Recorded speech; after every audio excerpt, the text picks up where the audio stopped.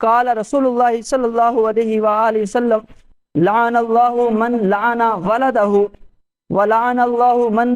ذبح لغیر اللہ ولعن اللہ من آوى محدثا ولعن اللہ من غیر منار الارض، کہ رسول اللہ صلی اللہ علیہ وآلہ وسلم نے ارشاد فرمایا جو شخص اپنے والدین کو برا بھلا کہتا ہے اللہ پاک اس پر لعنت فرماتا ہے۔ جو شخص اللہ کے نام کے علاوہ کسی اور کے نام پر جانور ذبح کرتا ہے اللہ پاک اس پر خود لعنت فرماتا ہے۔ اور جو شخص کسی برائی پھیلانے والے کو، شریعت کے اندر جو ناپسندیدہ کام ہے ان کو ایجاد کرنے والے کو جو پناہ دیتا ہے اللہ پاک اس پناہ دینے والے پر لعنت فرماتا ہے۔ اور چوتھے نمبر پر کہ جو شخص کسی دوسرے کی زمین، اس کی جو حدود ہیں ان کو بدل کر وہ زمین اپنی ملکیت میں کر لے،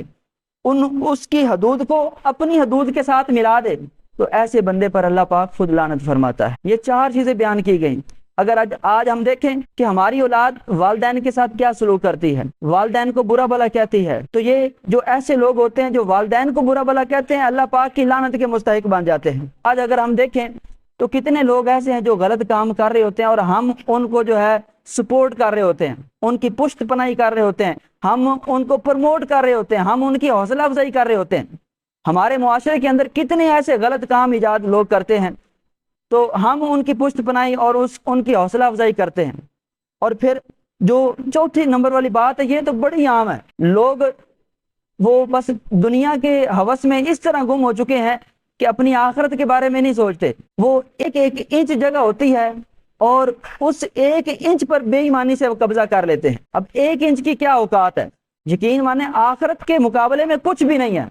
وہ ایک انچ اگر دنیا کے حساب سے وہ اربوں خربوں کے بھی بن جائے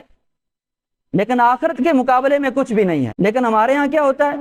لوگ بس وہ دنیا پرست ہو چکے ہیں اور دوسرے کی جو ملکیت میں جگہ ہے اس کو اپنی ملکیت میں داخل کرنے کی کوشش کرتے ہیں، اور جن کی زیادہ پہنچ ہوتی ہے وہ پٹواریوں کے ساتھ مل جاتے ہیں، پولیس والوں کے ساتھ مل جاتے ہیں، جو بڑے بڑے ان کاموں کے اندر وہ وڈیرے کہلاتے ہیں ان کے ساتھ مل کر دوسرے کی جو جگہ ہے اس پر قبضہ کر لیتے ہیں۔ یاد رکھیں آج دنیا کے اندر تو ہم بڑوں کی سپورٹ سے اس طرح کر لیں گے، لیکن یہ بڑوں کی سپورٹ اللہ کی لعنت سے ہمیں نہیں بچا سکے۔ اگر اللہ کی لعنت سے بچنا ہے تو ہمیں اپنے اندر خوف خدا پیدا کرنا ہوگا، اور جس کی جگہ پر ناحق قبضہ کیا ہے وہ جگہ اس کو واپس کرنی پڑے گی، اس کے علاوہ کوئی حل نہیں ہے۔